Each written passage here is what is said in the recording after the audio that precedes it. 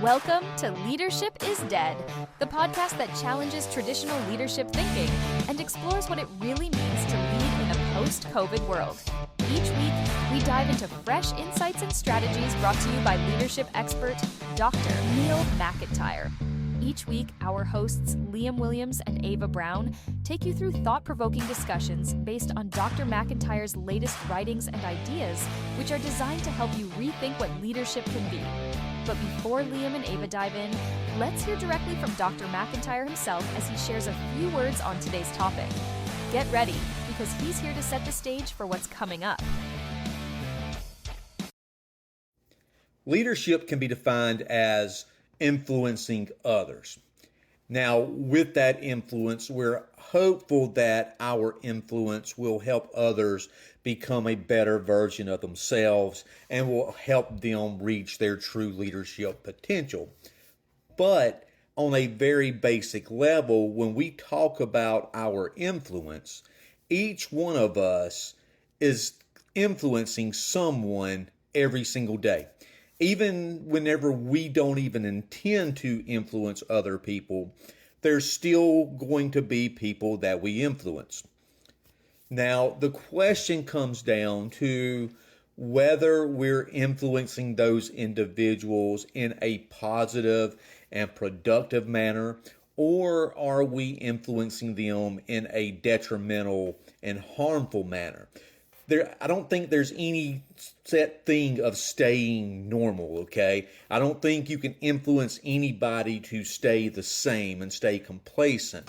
One way or the other, regardless of whether you intend to or not, each one of us is influencing those around us to either become better or to become worse.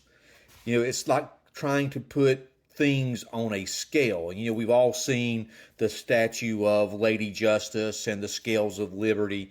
Now, if you've ever actually experienced one of those type of hanging scales, it's really, really difficult to get them to hang perfectly even. No matter what you do, they seem to kind of sort of tilt one way or the other. That's the same thing with influence, okay? There's no such thing as influencing somebody to stay the same. Your influence is either causing them to get better or to get worse. Luckily, I think most people who are in that type of position, who actually recognizes that they're influencing those around them, I really like to believe that we all tend to desire to have a positive influence on those around us.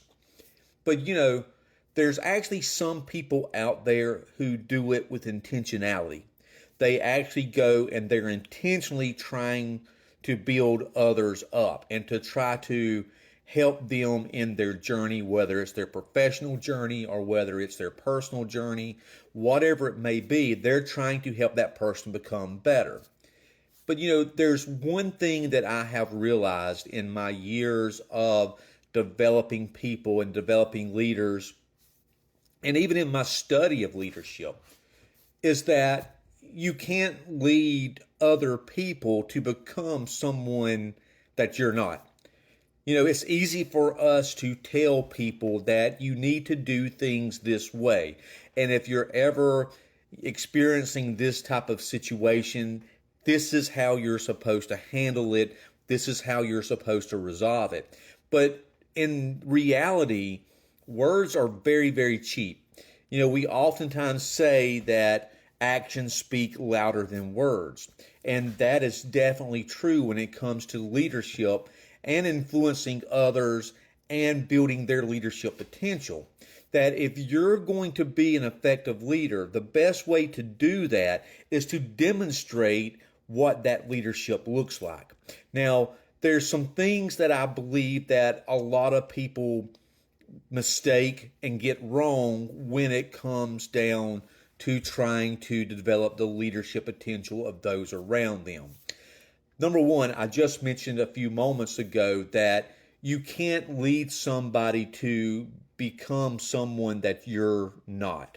So the very first thing that I think that a lot of people get wrong with leadership is that we approach it from this mindset that leadership is a set of tasks. It's like a checklist.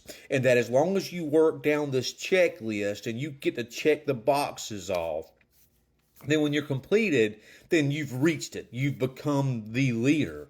But leadership isn't about what you do per se. It's really about who you are. Who you are in terms of your character, your integrity, your moral composition. It's really getting to the heart of who you are as a person, as a being.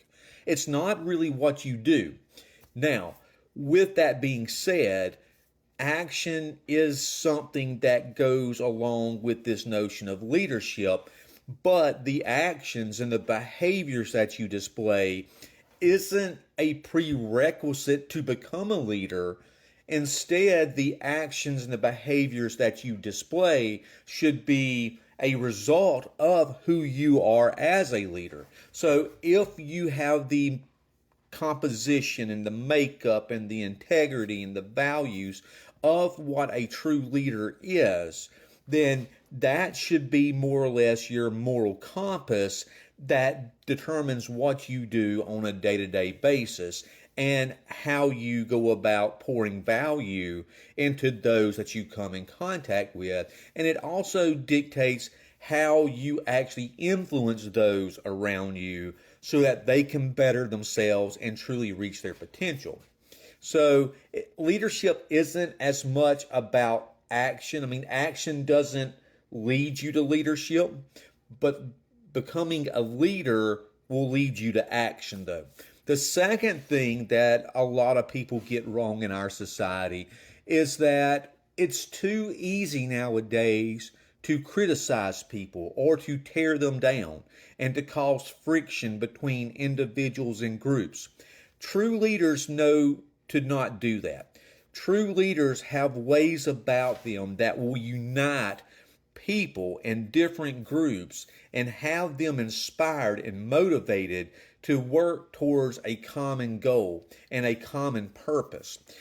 I think one of the things that we see a lot of times in our society, particularly our organizations, is that you will see people give others criticism underneath that disguise of, well, it's constructive criticism or it's tough love is what I'm kind of demonstrating. But I think we use that as convenient excuses too often to kind of sort of candy coat or wrap really destructive and harmful comments that we want to say to others. I mean, we may want them to improve, but we're not actually telling it from a heart of improvement and grace and mercy. We're really trying to disguise it and tell it to those around us from a heart of hatred or dislike or ill will. So true leaders will know that every single day they need to try to build up and praise and give compliments to the people around them because they know that those words of encouragement will go a tremendously longer way than any type of criticism that they could ever do. Criticism does a lot more harm to individuals and groups and organizations than what we really realize. Words of encouragement and building people up, it's for some reason that is something that's difficult for us to do in our society. I don't know why. I mean, it's easier for us to criticize somebody than to praise them. True leaders go out of their way to try to change that and to make that different and to intentionally give praise and encouragement whenever the opportunity presents itself. Now, the third thing that I feel that a lot of people get wrong when it comes to developing the leaders around them is that a lot of times we lack awareness. We don't see the weaknesses within ourselves. We may put ourselves on a pedestal and say that we're just great. We are the most important person in this organization. We're the hardest worker. We deserve the accolades and the salary and the bonuses and all this kind of stuff that we get. and that nobody can equal to what I bring to the table. But true leaders are aware of their weaknesses and they're aware of their challenges and shortcomings. Not only that, but true leaders are also aware of those around them. Now, when I say that they're aware of those around them, what I'm saying is that they see their team members as being individuals who also have shortcomings, but they also have strengths that they bring to the table, and that true leaders go out of their way to really be able to detect what the God-given gifts are to each of their team members, and then they will use those gifts to build their team members up and to give them affirmation and praise and words of encouragement, and that they also point out how those traits can benefit the team as a whole and even the organization. Now, along with that, true leaders also have a way of being aware of the challenges and the problems and even the desires of their team members, and they go out of their way to try to help alleviate those situations and provide comfort and aid and help in any way that they can. Now, along with that as well, especially in work organizations, leaders are also aware of the work environment. I mean, they don't look at things through a rose-colored lens where everything is perfect. They see things as they really are, and they are constantly looking for ways to improve things, including the culture and the environment of the workplace. And they're also basically gauging the overall environment to detect any potential problems or challenges and find a solution to those before they actually become major issues. So here's the thing. Again, I believe that each one of us really wants to influence other people around us in a positive manner. We want to help other people become the leaders that they're supposed to be. Even though it has been said that 90% of leaders fail to reproduce other leaders, I think we have good intentions, though. I think the intentions are there.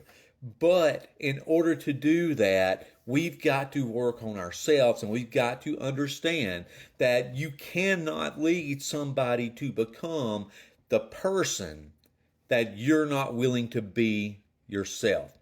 So the basis of leadership is always investing in yourself and becoming the person that you want other people around you to be. Whoa, okay, folks. Still buzzing a bit here after Dr. McIntyre's talk. I don't know about you all, but that whole influence thing, it really got me thinking. Yeah, I mean, it's kind of hard to shake off, isn't it? Like, once you realize there's no neutral, it makes you see things differently. Right, like every little thing we do, it's like tipping the scales, toward good or bad. That scales of justice analogy, that was powerful. Totally. And it's not just like big decisions either. It's like every interaction. Yeah. It's constant, isn't it? Mm-hmm. It kind of makes you wonder, like, what direction am I tipping things? Is it where I want them to go? Oh, for sure. And then there was that bit about you can't lead where you haven't been yourself. Man, that resonated. Yeah, that was a good one. It's easy to forget, Leadership, it's not just about, like, checking boxes and giving orders. It's about who you are deep down. But think about it, like, the people who've inspired you. Was it just what they did, or was it something more than that? Exactly. It's like, do they actually live what they're talking about? That's what makes a real leader, right? That authenticity, it's huge. And it made me think about something else Dr. McIntyre said. All that stuff about how much criticism is out there, disguised as constructive, Ugh, tell me about it. We've all been there. Someone gives you feedback, and it just feels like a punch to the gut. Not helpful at all. Exactly. And he was saying, true leaders, they look for ways to build people up, not tear them down. Yeah. And it's not about being fake or anything. It's about actively searching for the good in people and acknowledging it, saying it out loud. So think about it. When was the last time you gave someone really sincere praise? How did it make them feel? How did it make you feel? It's powerful stuff. Right. It changes the whole dynamic, the whole atmosphere. It makes people want to do better, be better. And it makes you feel good, too. Like you're actually making a difference. For sure. And you know what? That leads right into another big point Dr. McIntyre made, the whole self-awareness thing. How easy it is to be super critical of others, but totally miss our own flaws. Oh, yeah. Like we've got blinders on sometimes. Right. And he was saying real leaders, they not only admit their weaknesses, but they also see the strengths in their team. They actually want to understand the people around them. Their needs, their goals, yeah. It's about investing in people, not just using them. And that makes me think, are we spending more time focused on what we lack Yeah. or on all the potential we have, both in ourselves and in others? It's a big shift, isn't it? Huge. And it's where real growth starts. And, it's funny because it kind of reminds me of that statistic Dr. McIntyre shared about how, 90% of leaders, they fail to reproduce other leaders. Oh, right. Yeah, that was pretty disheartening, wasn't it? Kind of makes you wonder why, right? I know. What are we missing here? Well, maybe it goes back to that self-awareness thing, are we so focused on our own, perceived shortcomings that we forget to see the potential in others? Yeah, that could be it. It's almost like we get stuck in this, cycle of self-doubt, and then we project that onto the people around us. Right. And Dr. McIntyre is saying, true leaders, they don't just acknowledge their weaknesses. They also, actively look for the strengths in their team. They try to understand, what makes each person tick. Yeah. Their motivations, their passions. Yeah. It's about more than just, getting the job done. It's about helping people grow and flourish. Right, exactly. And, thinking back on my own experiences, the best leaders I've had, they were the ones who really took the time to, see me, to understand my strengths and, yeah, my aspirations, too. It's powerful stuff, right? Yeah. When you feel like someone really believed in you. Totally. And it goes back to that whole idea of building people up. It's not just about, avoiding criticism. It's about actively looking for ways to encourage and empower people. So, how do you balance that, though? The focus on strengths with the need for, constructive criticism? Because sometimes people do need a little course correction. Oh, right? yeah, for sure. I think it comes down to, the intention behind the feedback. Are you trying to tear someone down, or are you genuinely trying to help them improve? Yeah, it's got to come from a place of, caring, right? Exactly. It's about approaching it with empathy and a desire to, support their growth, not just, pointing out their flaws. So more like guidance than judgment. Yeah, exactly. It's about helping them see, okay, here's what happened, here's what we can learn from it, and here's how we can do better next time. And I think that ties back to what Dr. McIntyre was saying about creating a positive work environment, right?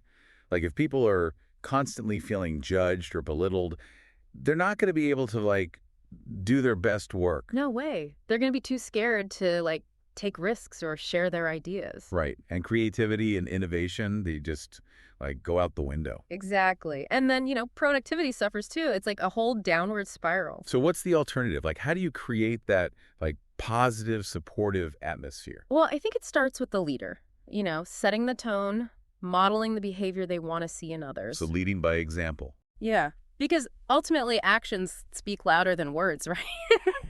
People are going to pick up on those vibes whether you realize it or not. Yeah, it's like that whole, culture eats strategy for breakfast thing. You can have the best plan in the world, but if the environment's toxic. Totally. It's not going to work. And that's where leadership is so crucial, right? Because leaders, they have the power to shape that culture. They can create a space where people feel valued and respected and inspired. But, it's funny because Dr. McIntyre mentioned this stat, and I think it was 90% of leaders fail to reproduce other leaders. Oh, yeah, I remember that. Kind of a bummer, right? Kind of makes you wonder, are we even doing this right? Well, maybe it's a call to action, what if we could change that? What if everyone listening right now decided to become the kind of leader they'd want to follow? I mean, think about that ripple effect. If everyone took that seriously, huge, right? it would be amazing. Yeah. And it all starts with a decision, a commitment to our own growth, to developing those leadership skills, and then, using our influence to lift other people up. And remembering that it's not about, a title or a position. It's about how we show up every single day with integrity, empathy, just genuinely wanting to make a difference. And inspiring others to do the same, right? It's like a chain reaction. Yeah. Positive leadership that spreads and transforms, not just individuals, but whole organizations, communities even. Wow. That's a powerful thought. It is. And it starts with each of us. taking ownership of our own leadership journey, just committing to becoming the best leaders we can be. So as you're thinking about all this, all these insights from Dr. McIntyre, ask yourself, what's one small step you can take this week to become more like the leader you'd want to follow? That's a good one. Keep that question in mind.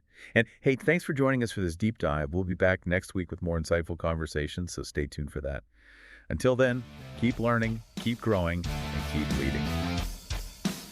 That's all for this week on Leadership is Dead. A big thank you to our hosts, Liam Williams and Ava Brown, for their insightful discussion and analysis. And of course, a special thanks to Dr. Neil McIntyre, whose writings and thought leadership have provided the foundation for this podcast.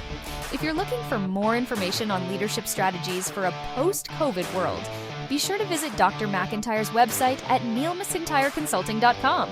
You can also connect with him on LinkedIn by searching for Dr. Neil McIntyre. Remember, leadership is evolving, and it's time to embrace new approaches. Subscribe to Leadership is Dead wherever you get your podcasts, and join us next week for another enlightening discussion. Until then, lead with purpose.